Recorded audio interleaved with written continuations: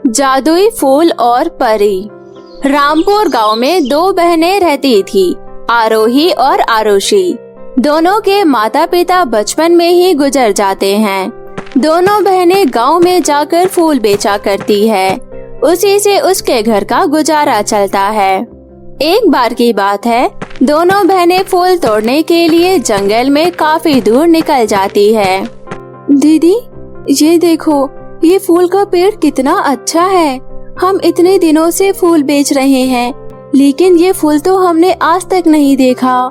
तुम ठीक कह रही हो बहन, और इसकी खुशबू भी बहुत ही अच्छी है। इस फूल के तो बहुत अच्छी कीमत मिल जाएगी। हाँ हाँ, चलो दीदी, चलकर इसके फूल तोड़ते हैं। दोनों बहन उस पेड़ पर चढ़कर टोकरी भर फूल तोड़ लेती है। जब वो जाने लगती है, तब उस फूल में से आवाज आती है, रुको, तुम लोग कहाँ जा रही हो? दोनों बहन रुककर इधर उधर देखती है, लेकिन आसपास उसे कोई नजर नहीं आता है। फिर दोनों चलने लगती है। तभी एक बहुत ही खूबसूरत परी उसके सामने आती है। मैं फूल परी हूँ। सूर्यास्त होने के बाद ही मैं इस फूल के पेड़ से परी बनती हूँ। बाकी पूरे दिन मैं इस फूल के पेड़ में ही रहती हूँ। मुझे तुम बहुत नेक दिल लगती हो, इसलिए तुम मुझसे कोई भी एक वरदान मांग सकती हो।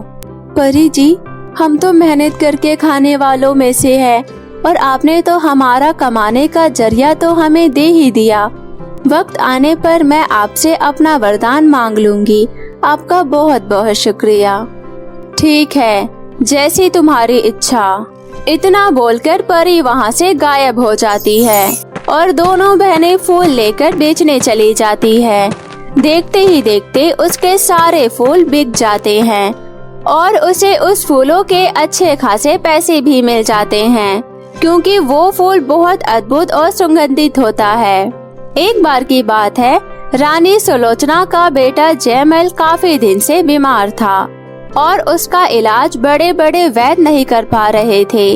उन्हें समझ नहीं आ रहा था कि आखिर राजकुमार को हुआ क्या है। राजकुमार ना तो किसी से बात करते और ना ही अपने बिस्तर से उठते थे।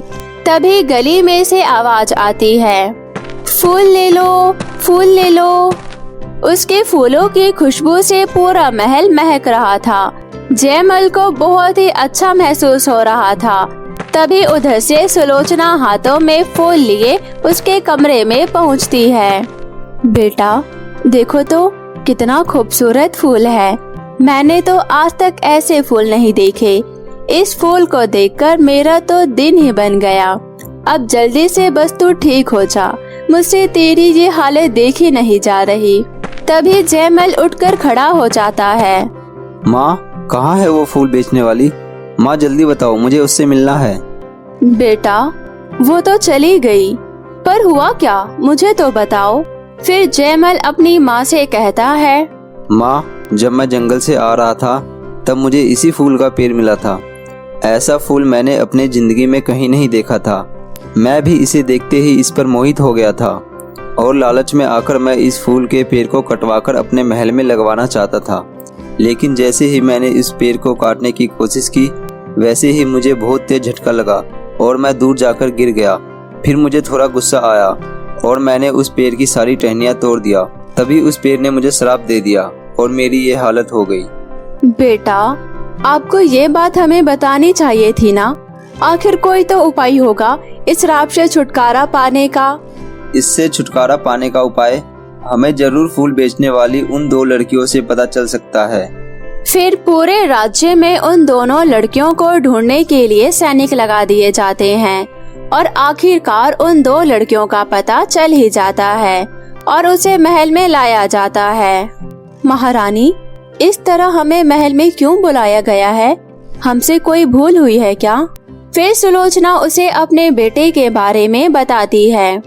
आपके बेटे ने बहुत गलत किया, उसे उसी की किए की सजा मिल रही है। इसमें हम आपकी कोई सहायता नहीं कर सकते। ऐसा ना कहो, मेरा बेटा बहुत अच्छा है। उसे अनजाने में गलती हुई है, कृपया करके उसकी मदद करो। आरोही को उस पर दया आ जाता है और वो उसकी मदद करने के लिए तैयार हो जाती है और फिर सभी उस फूल परी के पेड़ के पास जाते हैं। फूल परी कहाँ है आप? बाहर आए। तभी फूल परी फूल से बाहर आती है। कहो आरोही, क्यों याद किया?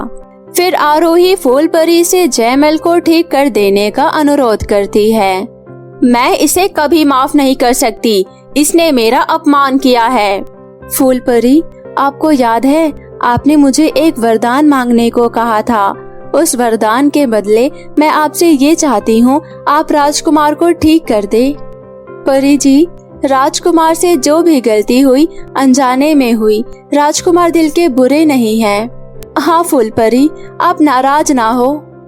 ये सुनकर फूल परी राजकुमार को ठीक कर देती है। हम सदा आपके आभारी रहेंगे। बहुत बहुत धन्यवाद आपका। राजकुमार के ठीक होते ही महारानी सुलोचना बहुत खुश हो जाती है और वो आरोही के इस दया भाव से बहुत ज्यादा प्रभावित हो जाती है। जयमल को भी आरोही बहुत अच्छी लगती है। फिर सुलोचना बहुत ही धूमधाम से जयमल और आरोही की शादी करा देती है, जिसमें फूल परी भी शामिल होती है और सभी खुशी खुशी रहने लगते हैं। तो मेरे प्यारे दोस्तों, कैसी लगी आपको मेरी ये कहानी? मुझे कमेंट करके जरूर बताएं। और यदि कहानी अच्छी लगी हो तो अपने दोस्तों के साथ भी शेयर करें।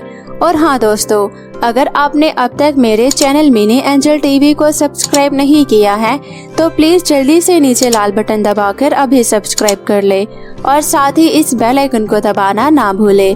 तो मिलती हूँ मैं आपसे फिर किसी नई कहानी के साथ। तब तक अपना ध्यान रखें। बाय बाय दोस्तों।